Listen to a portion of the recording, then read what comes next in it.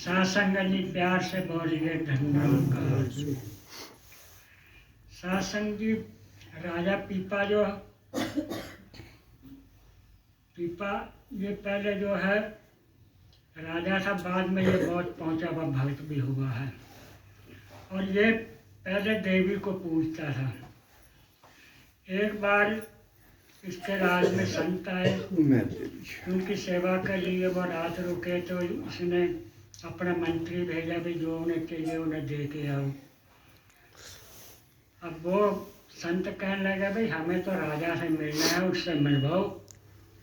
अब राजा तो नहीं आया, मंत्री चला गया, सामान वामान जो खाने के लिए उन्हें दबा के। दूसरी दफा उनका लड़का आया राजा पीपा का, वो आया तो उसने भी, संतों ने कही भी हमें तो राजा से मिलना है। तीसरी दफा फिर राजा आया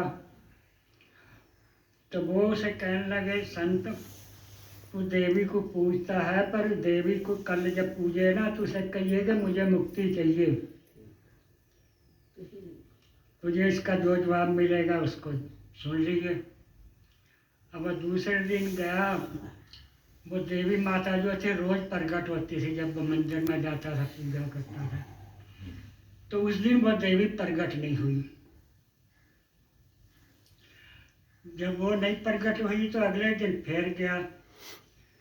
अब उससे देर हो गई तो वो कहने लगा रोज तू दर्शन दिखानी, आज कहाँ है तू छुपानी, कर रोज तो तू दर्शन देती थी, अब तू छुप गई है, दर्शन नहीं दे रही। तो फिर देवी माता प्रकट हुई तो राजा ने उसे कहा कि मुझे ये बता कि मुझे तू मुक्ति दे सकती है कि नहीं।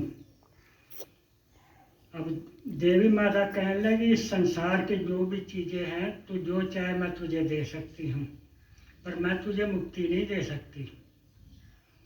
अब राजा को फिर वहम हो गया कि मैं तो समझता था सब काम सही है। उसके बाद फिर राजा पीपा ने रामानंद गुरु धारण करा। तो जब तो परीक्षा बहुत लेते थे गुरु जो थे, जब ये गया अपने लोक लश्कर के साथ राजा था तो गुरु रामानंद ने कह दिया कि मैं राजाओं से नहीं मिलता। अब इसने जो है सब वो सामान वापस भेजा, दूसरे कपड़े पहन लिए गरीबों वाले। इसकी छोटी रानी जो थी सीता वो इसके साथ रही, उसने मना कर दिया कि मैं तो तुम्हारे साथ ही रहूँगी, तुम संत बनोगे तो मैं भी संत नहीं बनूंगी। तो जब रामानंद के पास ये गए ज्ञान लेने के लिए तो रामानंद ने कहा जाकर कुएं में छलांग लगाओ पहले। अब जो अपने चेले से उन्हें कहा कि सतर्क होकर रहना, जब यह छलांग लगाने लगे तो इसे पकड़ लेना। अब वो गया, वो कुएं पे चढ़ कर छलांग लगाने लगा तो रामानंद स्वामी जी के चेलों ने उसे पकड़ लिया, कहने लगे कि राजा तेरी परीक्षा पूरी होगी, उसे ज्ञान दिया। तो उसके बाद फिर ये इतना पहुंचा भक्त हुआ, इसकी गुरु ग्रंथ साहब में भी गुरबाणी है।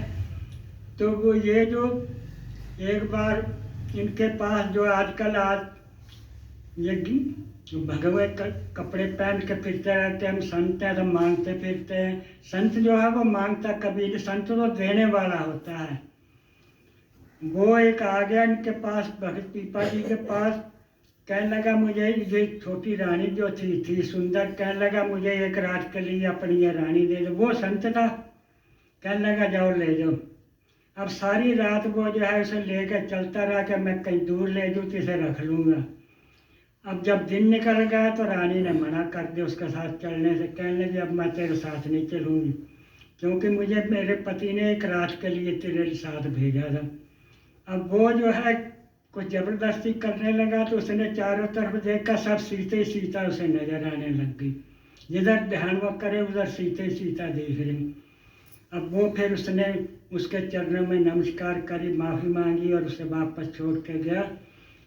तो सो ये है जब महापुरुषों गुरु के बिना मुक्ति नहीं मिलती, गुरु धारण करने के बाद मुक्ति मिलती है। मुक्ति जो है निरंकार ही देता है, असली मुक्ति जो है।